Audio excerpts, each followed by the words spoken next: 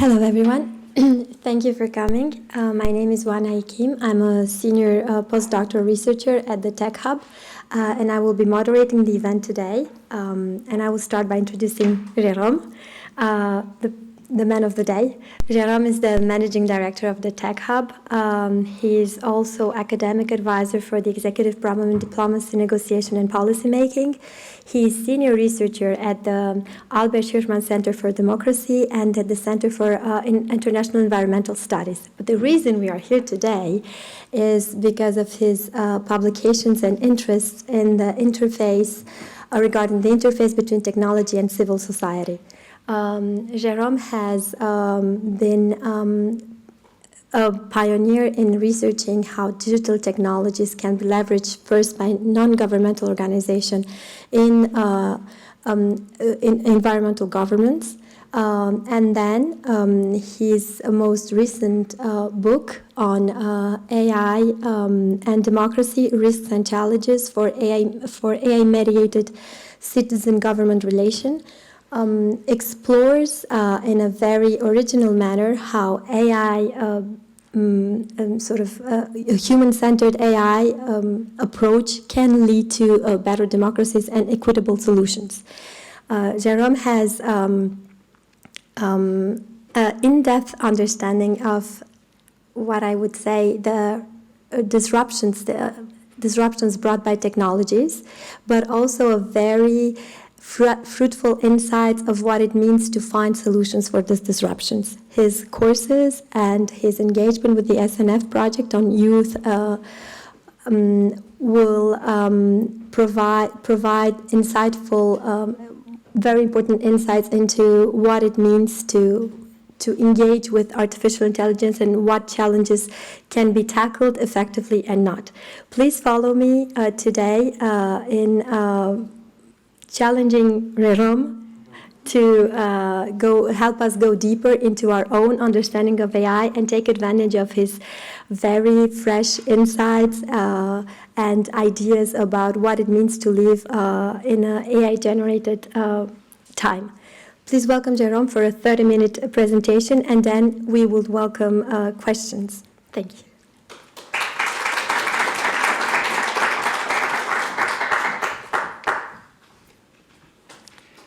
All right. Good afternoon, everyone. Thank you very much, Anna, for this, I think, a bit too optimistic presentation of myself and my expertise, but pressure is on. All right. So today I would like to talk to you about three topics that are very dear to me and I think that are of concern of many of us today, namely artificial intelligence, academia, and futures. So today I will first briefly share with you my understanding of this technology, and we have some colleagues from the IT department here, so I hope that it will be correct. And then we will dive into the opportunities and challenges of this technology for academia today, how it can already be used today or how it's already been used today. And we'll look at the three pillars of academia, namely coordination, administration, research, teaching. The objective here of this session, at least for me, is really to, in a way, contribute to AI literacy and make sure that we can kind of, in a way, demystify this technology and make sure that you can then see the difference or better see the difference between what is AI and what is not AI. And also to kind of contribute to your own reflections on how AI can contribute to the present and future of academia. And maybe one question that can guide us through this session today is what role do we want to give to technology in our present time and in the future? Because this is for us to decide. So first of all, artificial intelligence is not new. Already in the first half of the 20th century, you have a lot of science fiction publications that talk about some forms of artificial intelligence. And these publications, these science fiction publications, they contributed to the emergence of a generation of scientists, mathematicians alike, in the 1950s, who started thinking about what an artificial intelligence could look like. And really the starting point that we very often consider as the starting point of artificial intelligence is the conference here, the 1956 conference of Dartmouth that you can see here. And you can see some of these scholars who are the first ones who actually coined the term artificial intelligence as such. And why do I mention this? I mention this because today one of the objectives I've mentioned early on is to define what is AI. And here we can see that actually the first definition is that AI is a scientific discipline. So a little bit like biology. So that's why we shouldn't say, we want an AI to do something. It's as if we were to say we want a biology to do something. It doesn't make much sense. So AI, first of all, is a scientific discipline that started in 1956, and that is constituted of a large number of techniques, methods, concepts, and some of which we'll see today. So, as you may have noticed, because AI is in the news recently, many people have very different understanding of what AI is. So, for some people, AI is a robot. For others, AI is a form of intelligence that will take over the world. For others, it's just basically processing data. So, maybe the first element to consider is to distinguish between the type of AI that we have today and the one that we are thinking of exploring in the future, developing in the future. So what do we have today? Today we have artificial narrow intelligence. So that's the first one here. And artificial narrow intelligence, what is it? It's self-driving cars. It's content moderation when you're on Twitter or Instagram, or it's an AI tool that selects the content that you see according to the profile. For a self-driving car, it's an AI tool or different AI techniques, visual recognition or image recognition, decision making. So different techniques for one application. But what these applications have in common is that these types of AIs, artificial narrow intelligence, they're good at doing one thing. So if you have developed an AI tool to play chess, this AI tool cannot do content moderation or cannot drive a car. So that's what we have today. And ChatGPT is a very good example of that. Right? It's one form of artificial narrow intelligence. The second generation is artificial general intelligence, and we're not there. It's in the future, and it's a form of artificial intelligence that will be very good at doing many things. So it will combine, it can combine the data to do many things, and it can actually, at the same time, play chess and drive a car, etc. And the last level is, or the last evolution is artificial superintelligence, and that's the last point that you see over there. And artificial superintelligence, it corresponds as well to the point of singularity. And the point of singularity is the moment in human history when actually human beings are not the most intelligent species anymore. It's an AI. So why I mention this? I mention this because when we're talking about AI, very often we mix challenges and opportunities and concerns. What we're going to talk about mainly today is the first one, artificial narrow intelligence. And there's no risk with artificial narrow intelligence that we have this form of intelligence to take over, because it's far, far, far from being able to do that. But maybe in the future. So when we're talking about governing AI, or when we're talking about issues and opportunities, we should make sure that we know what we're talking about. As well, in terms of definition, I want to maybe share with you two criteria that are very helpful to identify what is and what is not. What is AI and what is not. The first one is autonomy, to various degrees. But an artificial intelligence should have a form of autonomy. And the second one is self-driving cars, for example. The car, you can train the car to drive in a certain context, but then the car has the autonomy then to actually adapt to its environment. And adaptation is the second criteria. So you have an AI that can adapt to uncertain context. So autonomy, if you have autonomy and adaptation or adaptability, you have a high chance to have an AI. Of course, to various degrees, and when we see here on this slide, artificial narrow intelligence has lower levels of autonomy and adaptability, and artificial superintelligence has a lot. So this is how we can see it.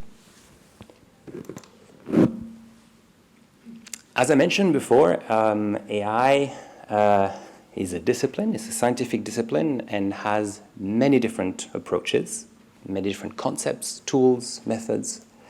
And I want to maybe present to you three very briefly that we find very commonly in the press and in articles. So the first one is machine learning. So machine learning is, in a very simple way, it's a computer program that has developed the capacity to actually generate its own programming lines. So basically, an example of that is you feed a computer program with pictures with cats and without, and then pictures with cat, you say, there's a cat there, and the others, you say, no, there's none. And little by little, the computer program develops its own definition of what a cat is and what a cat is not. So that's machine learning. Neural network is a subset of machine learning. And basically, what neural network does, or differently, is basically to mimic the human brain. So it's as if a computer would mimic the human brain to make a decision. But similarly to machine learning, it allows you as well to make prediction, identify trends in large data sets. And the last one is ChatGPT or OpenAI. It's a large language model. And ChatGPT is also trained on large data sets. The difference here is that it predicts the word that will come after the one that you've just written or the one that it has selected. And so basically it's based on statistics, and basically what it does is based on the data set that it is trained on, which is internet data until 2021, it's to predict what is the most, the word that should come after the one that is just written before. So that's why it's used very often in interaction with human beings. All right. Sorry, I don't know what to do with these slides. All right. Now you've probably seen some of these headlines about AI. First, maybe one element. You see on all these headlines, you have a mix of AI and super intelligence. So there is often a mix in the news between artificial narrow intelligence, general intelligence, and super intelligence. So it's important to know the difference, as I mentioned before. But here, the one in green, they're talking about artificial general intelligence. It's a proposition from OpenAI, the foundation that is behind ChatGPT, to actually think already today about the governance of artificial general intelligence. But here what you see is a number of recommendations or declarations about the importance of governing AI. And why it's important? It's important because contrary to early 2000, if you remember, some of you remember, when we had the emergence of Facebook and social media platforms and so on, this didn't lead to such an upsurge of articles and pressure from governments and media and citizens alike, even today big tech companies, to actually govern the technology. So we can really see that there is an evolution. Maybe it's not perfect, but there is really an understanding that technology can have a strong impact on society, on democracy, and other parts of society. And therefore, it needs to be regulated. So there is a change here, and there is an evolution, and I would say a positive evolution when it comes to that. Regulating AI is like regulating any emerging technologies. It's difficult. Why is it difficult? It's difficult because it's a technology that is still under development. So it's a technology whose applications they will be in the future, they will develop in the future. So it's very difficult to know what are the risks associated with these potential applications. And of course the context, because the context will also evolve. And also it's difficult to regulate because it's difficult to agree on a definition. As I mentioned before, there's no common definition or commonly agreed definition of AI. So if you don't know what AI is, it's very difficult to regulate as well.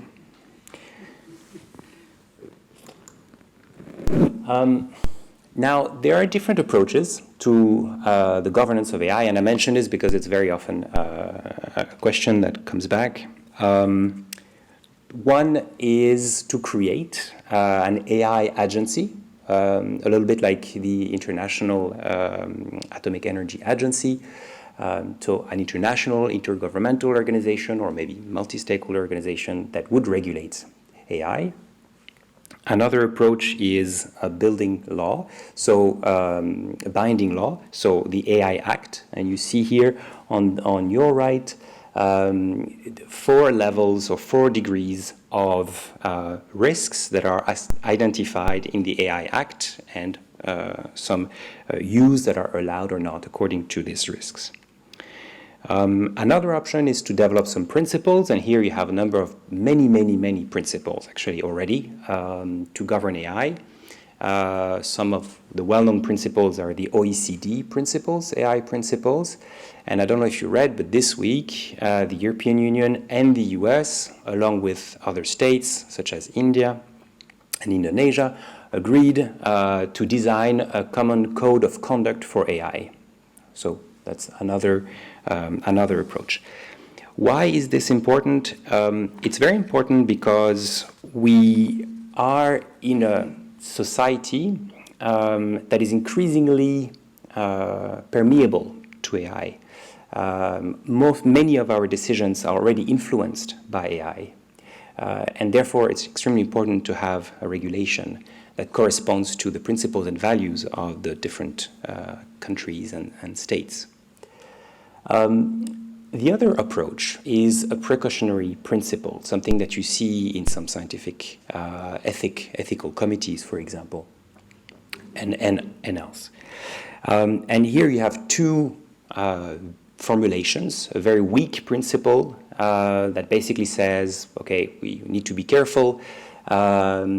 If there is a danger that basically puts society at risk, then we should take some measures, but never these measures should basically cost us more than what we might miss, the opportunities that we might miss if we don't engage. And the other one is a strong formulation that says if there is a high risk, we just don't do it. And there is a balance between these two. And why I put this kind of risk graph here in the middle, because it's us to decide. It's for us to decide. As a society, as citizens, we need to make that decision. Now, for academia. So first, here are some applications of AI that are already exist and that can already be used. The first one is quite well known. It's a chatbot. So a chatbot is a computer program that interacts with you. It can be done orally or in a written form. And this can be done, for example, at the level of staff to answer questions that people have, questions that are about HR, the questions that are about regulation, particularly relevant for people who just join the organization, or if questions are often the same, think of IT, for example, or services. So this is something that can be helpful. For student services as well, if you think of, for example, students asking questions, and very often at the beginning of the process, questions are the same, there you could have a chatbot that answers this question. You could also have a chatbot that can accompany the students throughout the admission process. In terms of planning, we can use AI to better or improve the organization of the room distribution, planning the classrooms, allocating the rooms and the teachers. So there is a lot. As soon as you have a decision that includes many, many different criteria or many different data points, then you have AI can be very helpful. So also to help scheduling meetings, that can be helpful. To manage large data sets, can be data about students, can be also data about financial aid, scholarship, etc. And for human resources in particular, we have seen some uses of AI for recruitment. And I'll come back to the challenges in a minute, because of course there are lots of challenges associated with this, but AI can help with the recruitment process, with the training as well, to provide some training. You have some AI-powered avatar that can actually give a course or give a training. If you have somebody, for example, for onboarding, can be done quite easily, and as well to manage some feedback. For facility management, as I mentioned before, to allocate rooms, to better manage some resources, including energy usage. And for alumni, see we have our head of alumni there, it can be used as well to manage the data, identify potential donors, maybe automate some personalized communication. Now, of course, all of this is not without challenges, and there are many. The first one, evidently, is around data privacy and security. We're dealing with very, very sensitive data. So there is a high risk there, not only a risk of leak, but also a risk of bias. This is particularly important when AI helps making a decision. Maybe we can use AI, for example, to predict how well a student will do according to a number of criteria. So if an AI tool is used to actually help the selection of students, then we need to make sure that actually the data is correct and there's no bias. As soon as you integrate a new technology, there are some barriers, some oppositions, and of course as well, the question of skills and training. AI is not 100% reliable. It makes mistakes. I don't know if some of you have tried ChatGPT, but ChatGPT makes mistakes. It invents things. If you ask to give the sources, it invents sources. So it's by far not 100% reliable. So that raises questions as well, where to use it and when. And of course, the question of cost, as it's crucial for us. And lastly, the human, I don't know if I can call it the human touch, but the presence. We saw that with COVID-19, when we're all online, we were missing a big part of the social interaction and being together. Now, teaching. So when it comes to teaching, it's quite similar in the sense that we can use AI tools. The first thing that comes to mind is for personalized learning. So you can adapt the teaching, for example, with virtual reality or avatars, etc., but to the pace and the learning needs of the student. So it gives you a lot of flexibility there. As well, you can choose if it's an avatar and that teaches a course. And I don't know if some of you have seen, but some are really look incredibly real. But you can choose the language, you can choose the gender, you can choose absolutely everything. It's available 24/7, and there is really this question of who do we, if this is available online 24/7, it also gives access to high-level quality education to many people who may not have this access before, until of course they have access to internet. So this notion of personalized teaching is actually quite important, and AI can help with that. Also, tutoring. You have some tutoring tools that are used already today to help students solve some issues and accompany them in the learning journey. Improving the writing skills as well, especially if English, for example, is not your native language. An AI tool can help you with that. To simulate some conversations about a topic, you can use an AI tool such as ChatGPT to simulate a conversation on a topic that really interests you, or you want to test different arguments. That's something that can be done. I mentioned earlier on accessibility. Interaction can be used as well to encourage creativity again, but I'll come back to that in a minute. Can help the teacher to create content. Microsoft will include ChatGPT in its suite of software, so you will be able at some point to tell the personal assistant, make me a presentation on that topic, and it will create the presentation. Some administrative task and communication. Now, what I maybe want to share with you is some recommendations as well in terms of what do we do when we teach with ChatGPT. So the first one, evidently, is to be clear if you agree to use ChatGPT or not, and in what context. So we have here the Institute Directive on Academic Integrity that mentions that we accept students to use ChatGPT, but they need to explain, they need to make it transparent, with the intention for them to develop kind of a critical understanding of this technology. The other important point is to explain to the students why you have a form of assignment, why this assignment, and what not another assignment, and what will they learn through this assignment. Why is it important that they do this assignment? That's something that needs to be highlighted. It's not always the case. Sometimes we assume, but it's not always the case. In terms of assignments as well, what you can do is to ask students to cite their sources, because as you know, ChatGPT doesn't, and also to make sure that they incorporate content that is not in open access on the internet.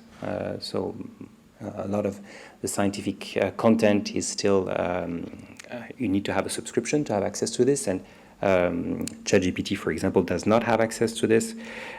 There are other versions that are being developed that will include this type of work. When you design your assignment, an option would be as well to make sure that you ask students maybe to share regularly the evolution of their work or the drafting of their paper. So they can do that in class or with you individually. And also what works really well, at least we have tested this term, is to vary or diversify the forms of assignment. So if you ask students to, for example, make podcasts or videos, etc., this is a form of assignment that works really well. If you want to use ChatGPT in the teaching, an option would be, in that case, to have this interaction with the AI. So, for example, ask students to revise content produced by, in that case, ChatGPT. what is correct, what is not correct. Also to see the limitation of this tool. And as well, can be used as a writing partner. So there, again, you need to be very clear, what do you accept and how much of ChatGPT do you want to accept in your class. But these are some elements that can be helpful. Students already use ChatGPT, and if you read some reports, organizations, companies already use ChatGPT. We are at the very beginning of the use of this tool. There will be others developed, evidently, but it's really important that we, I think today, take the opportunity to work with these tools. There as well, in terms of, and I see the time running, so I'm going to quickly continue. There are some challenges as well, ethical challenges. As I mentioned before, data privacy is a key one. Very similarly as with the COVID-19, there is the question of when we use this tool and when we don't. I'm referring to online and in-person teaching. So it doesn't need to be always or never, it can be in between. There is, of course, the question of teacher training. I mentioned as well the cost that are also extremely relevant here. When it comes to research, so the first evident use is data processing, analyzing large data sets. It's already been used. It's increasingly used, maybe more in hard science than in social sciences, and that's maybe something that we should explore, whether it's to analyze text or images, videos. AI can be very helpful for that, and it can also help modelize a certain future or different scenarios according to past data. It can be helpful as well for literature review, to help with routine tasks, so administrative tasks as well, to identify some potential partners in a research project.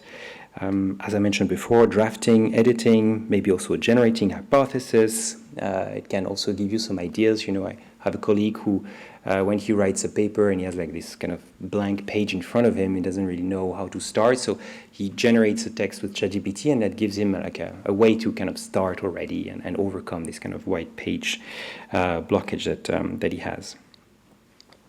In terms of challenges there as well, because we're analyzing data, it's important to know where the data comes from and if there are any biases in the data. There is the question of reproducibility, because if you use an AI that works as a black box, it's very difficult to know how the decision is made, how the data is processed, and as well if it can be then reproduced. The question of skills: do we train enough our researchers, students? And of course, the question of resource constraints. And my last point is about, so these are uses that already exist, that we can already today implement. Now the question is, what comes next? And this is a very difficult question for many reasons, because you know, when we explore the future, when we imagine the future, we often take one element and we see how this element evolved, but we assume that actually the rest will stay the same. So it's, of course, a mistake. So it's very difficult to know what will be the role of academia in the future.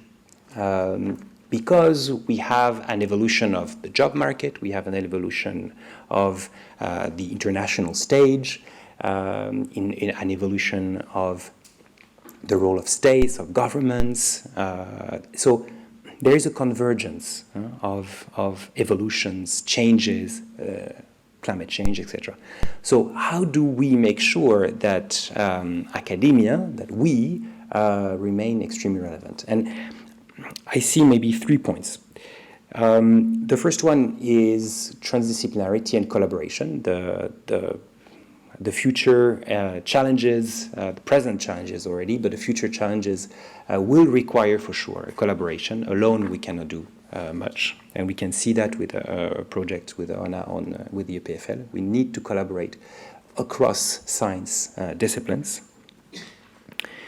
We need to be present where decisions about technology are made, and this is very difficult for a social science institution like ours, because we need to develop the expertise to be heard and to remain relevant. We also should wonder why will students in 10, 20, 30 years will come to the Institute for 2 years? Will they come for 2 years to the Institute? How will be the education and the teaching in 20, 30 years? And you know, there are some discussions about the structure and the evolution of work as well. Will we work for 30, 40 years? First we study, then we work, then we retire? Probably not. This will evolve. So how do we adapt to this? And there is really this importance of, and I will finish with one more point, of permeability between the sciences. We need, increasingly, hard sciences are looking towards social sciences. And we had a discussion with James Holway about this, and he told me exactly this, that actually a lot of hard science or tech scientists are actually training to understand the social scientific approach. But are we doing the same? If we want to have a dialogue with an AI expert, we need to understand what the basics, at least, of this technology. And that requires training. So this is very important for us to make sure that actually we remain relevant in the future. And maybe the last point is that we need to propose some stories, some narratives about the future. We are an academic institution. We cannot only be critical or only propose grim stories or contribute to the grim stories. We need to propose avenues of research, but also avenues of thinking. We are, extremely well placed to prepare and contribute to the future. We have a young generation of leaders with us. We have incredible expertise, and we are plugged into the place where global governance is made. So we have a lot of great advantages to contribute to co-designing, constructing this future together. But that means that we need to make sure that we have the skills and that it needs to be also a clear objective as an institution. So I thank you very much for this presentation, and I'm looking forward to your questions. Thank you.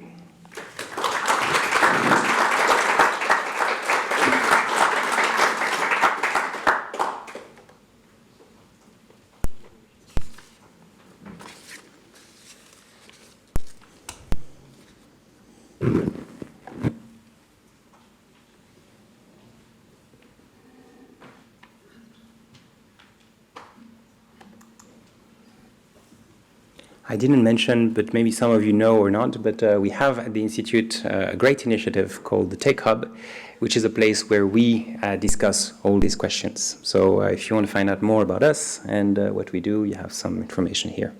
Thank you.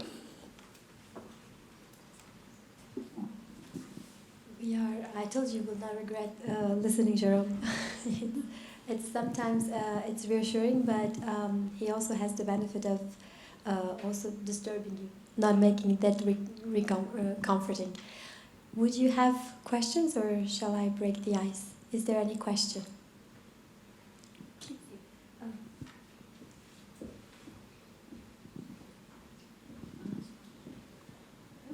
Okay. I'm so sorry. It was the. Thank you. First of all, can you hear me? Yes. Thank you. That covered a very wide range of topics. I have about 16 questions. But my first is, do you mean by stories and narratives use cases, or do you mean something else? And then I have a follow-up to that. I was meaning something else. Okay. I was meaning, because most of our stories and myths are about the past. And I was suggesting to actually create new narratives and stories about the future, stories that will want us to get up in the morning and work for them. Or, you know. Could you give me an example? Yeah, well, we have a project at the moment. The idea comes from a professor from Harvard who has a website called Stories for the Future, if I'm not mistaken, and he was basically saying exactly this, that I will just do a small parenthesis. When we think about the future, we have a lot of assumptions about this future. And there's Professor Dupont at the Institute who often said that we need to decolonize the future because our future vision is colonized already by ideas of today, of the past, of hegemonic powers, of big tech companies, of etc., etc. And therefore, I think that we as an institution, we as individuals, we need to come up with new narratives about what will be the future for us. How do we want to live in the future? Mm-hmm. And it's very limited so far. You know, when we do, so we have this project where we ask youth in different high schools in Switzerland to explore the future and envision the future in 2050, and it's very often similar, very often grim, although we ask them to have an attractive future. And so I do believe that it's extremely important to propose alternatives, new ways of living, new ways of maybe being. And so what I'm saying is very general, no? But I think it's very difficult. It's very easy to know what we don't want, but it's very difficult to know what we want. And so if we want to work for a future, we should have kind of something that is attracting us to go to. Thank you. I think that answers the follow-up question rather nicely by sort of avoiding it, in that who does this include? Because at this point, one has to have already a fairly high level of sophistication to go to university and cope with the current technology. You add in your new pyramid, and suddenly that really raises the bar. Now you won't just have 20% attending university and getting a tertiary level education, but it will shrink, and perforce it will shrink. I personally, I'm not sure if that's a good thing. I just would like to see, or not, I would like to see a broader and more level playing field. The stories and narratives, and I still see them as use cases, it's a narrow group that will benefit. So in the case of the project that I was talking about, we make sure to include not only students from high schools, but students from apprenticeship as well, and so a very broad background, because for the exact reason that you mentioned. And it's true that there is this need to have digital literacy, digital skills, shared or raised in many different contexts, not just at university, but everywhere. Yeah. Absolutely. I'm sorry, there was another question here, and sure. I think we should... I'm sorry. Please.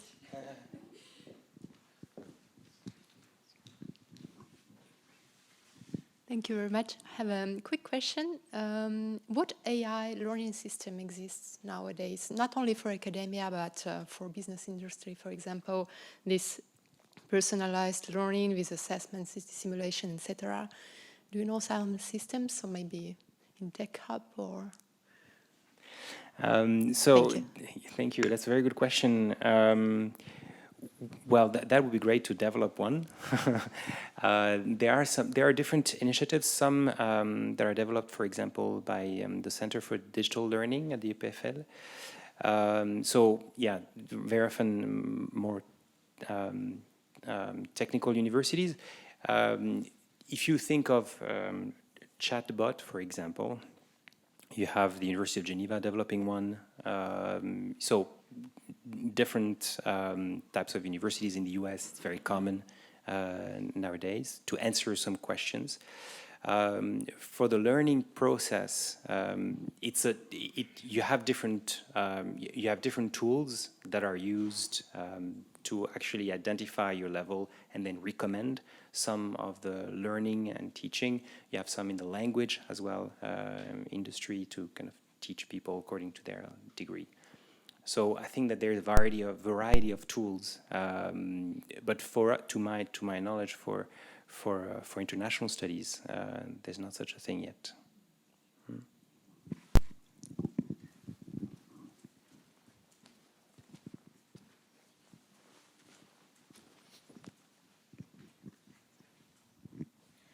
Hi, Professor. Thank you for the presentation. It was really insightful. I'm a final year master's student here at the Institute, and just to preface my question, for my thesis, I'm looking into how future visioning can contribute towards youth engagement for climate action. So a few of the same themes that you've spoken about today. And I was just wondering if you think AI can benefit the visioning of positive futures, especially with the help of younger generations, or if you think that future visioning and offering up narratives that are not so grim will actually present a challenge to AI, especially because AI is using what's currently dominating spheres of media and news at this time. That's a very good question. Yes, it's true that, well, it's not linked to visioning, but we know that to depict a grim picture does not necessarily trigger an action. And so I personally do think that if you have an objective that you find really motivating, will be something that you want to support or contribute to. The project I mentioned earlier on, that's exactly what we do. We do some visioning, and we ask youth to vision or envision a future in 2050. But some of them do not want to do it. Some of them clearly tell us we cannot do that. We cannot project ourselves in 2050 in a positive way because the present is so grim. So this is tragic because they're 18 years old and they should be exactly the opposite. We should be the one being grim. So this is, I think, our responsibility as a society, as an academic institution, to actually kind of find some cracks in this negative vision and propose something else. AI is used to create some scenarios and propose some different scenarios. So it can actually be helpful in that context because it can challenge you. And if you cannot find positive scenarios, it can help you identify some elements that are actually quite positive. Now, it's true that it's about the past. Very often we base our decisions on the past, although they are about the future, so it's also something that we are confronted to. But if we know how to use this tool, I think can be very helpful. Knowing its limitations and using it to challenge it when we have a bias, for example, a negative bias like this. So yes, I think that it can be helpful, and it's also used. It can be also used a lot to actually create images and imaginary around the future. So if you use some very specific words, it can actually create videos and soon videos and images. Can do prompt to image or prompt to video, and that can be extremely powerful. Please, and then I will take a very interesting question online.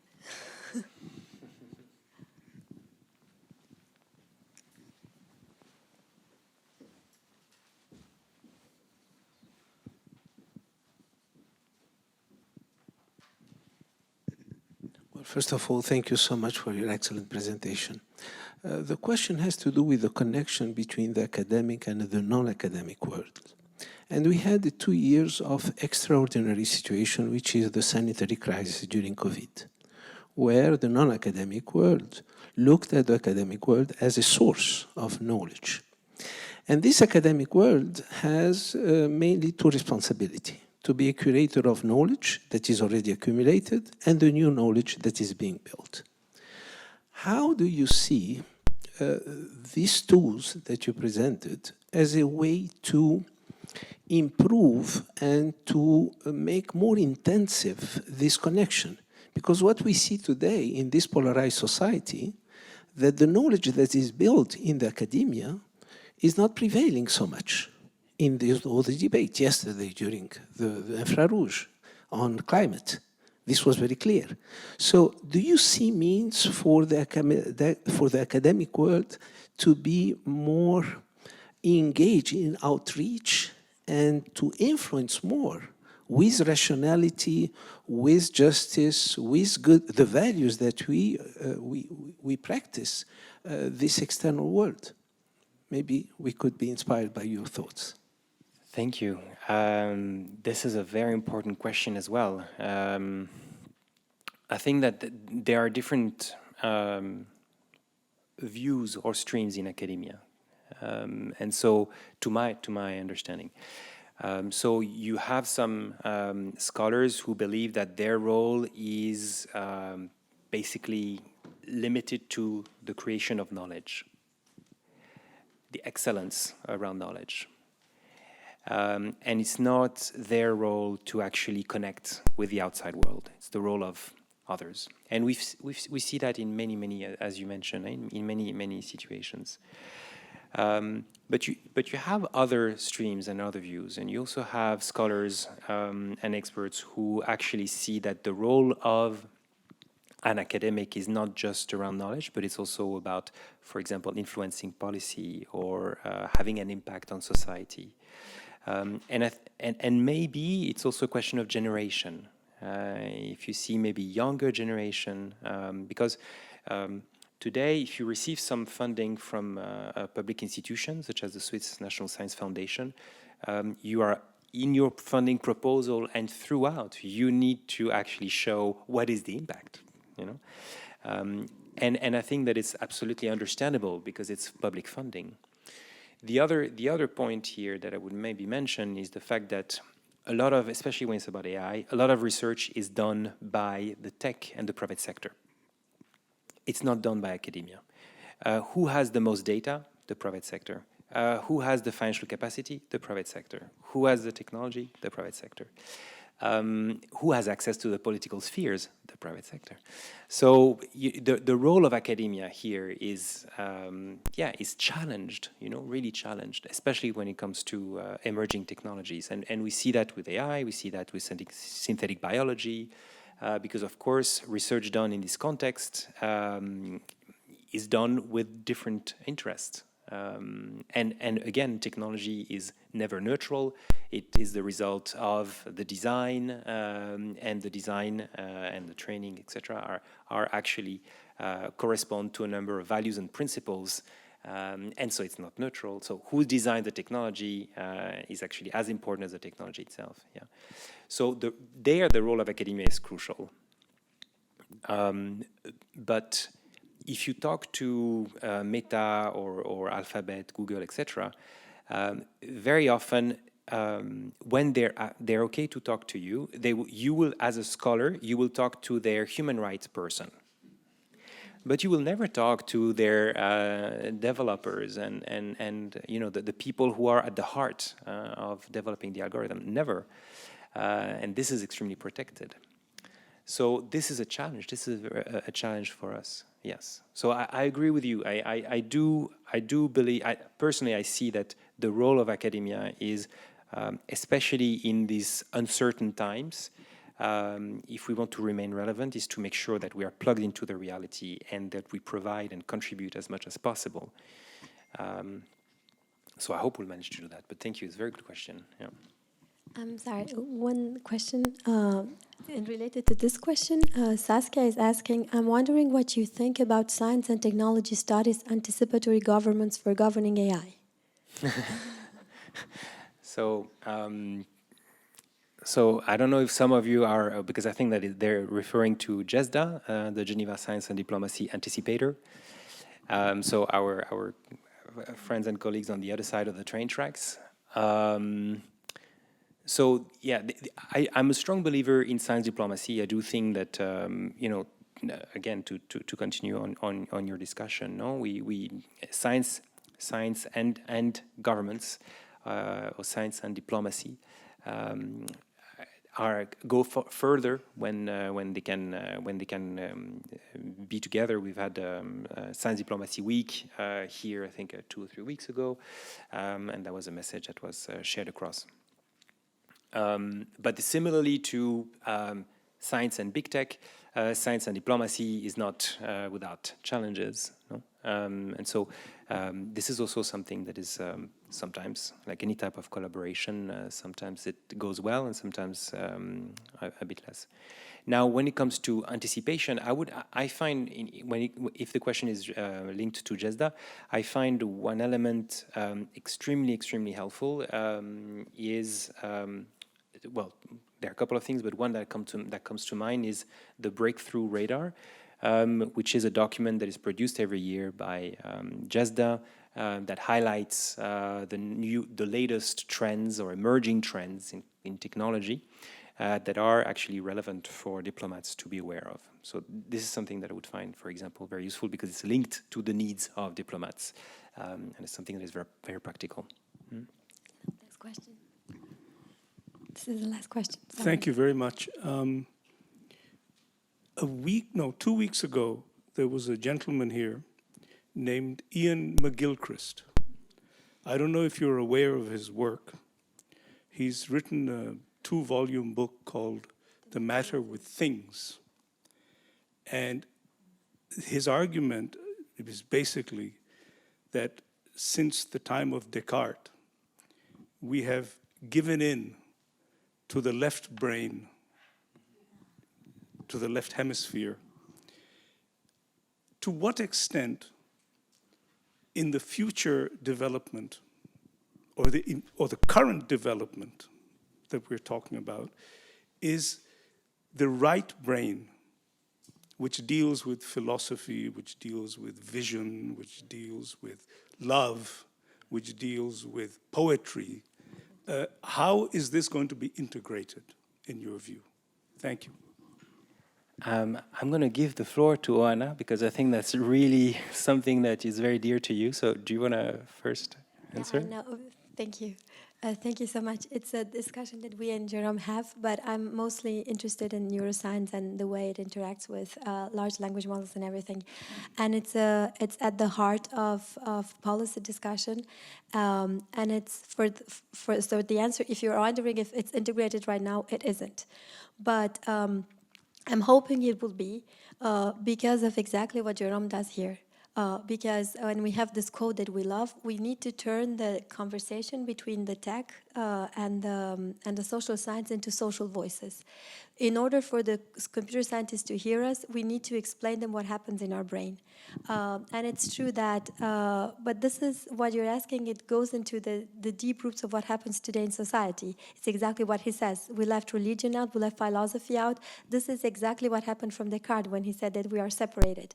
And there have been a lot of works, maybe Damasio with L'Erreur de Descartes and everything, and it's being taken into account. But at the moment, I'm sorry to say, but no Meta, no Google, no Facebook ever takes into account this human dimension. So if we want to make a statement, and in academia, and we want to be relevant, this is the place where academia should bring a value, because they are not, they just don't care. When we talk about predictions, they are okay. They say, well, we can train your model. And I said, I don't need you to train the model. I need you to make me understand how the model works. And they are not willing to do that because they are not being able to understand what we ask of them. So this is why I like being with Jerome. I like being in the Tech Hub because people like him change the mindset. Well, we're trying. Huh? I'm not sure we do. Maybe also the 3 V's against the 3 I's? Yes, one of our research core at the Tech Hub is we always oppose the 3 V's of velocity, variety, and volume of information that are given by the big data against the imagination, insight, and inspiration. This is something that cannot be replaced, and it's not my idea. It's an idea of Stuart Russell. I know you know him. He's at Berkeley, and he's a pioneer in machine learning. And he came to realize that after actually realizing how very limited machines are, and how how we can actually work with the methods with which we train machines. But it depends on seeing that, exactly like McIlgris said. But who listens to McIlgris now? That's a pity too. Huh? And thank you for being here. At least you listen to your own. Thank you. I think I'm so sorry, but our time is off. Thank you very much. Thank you.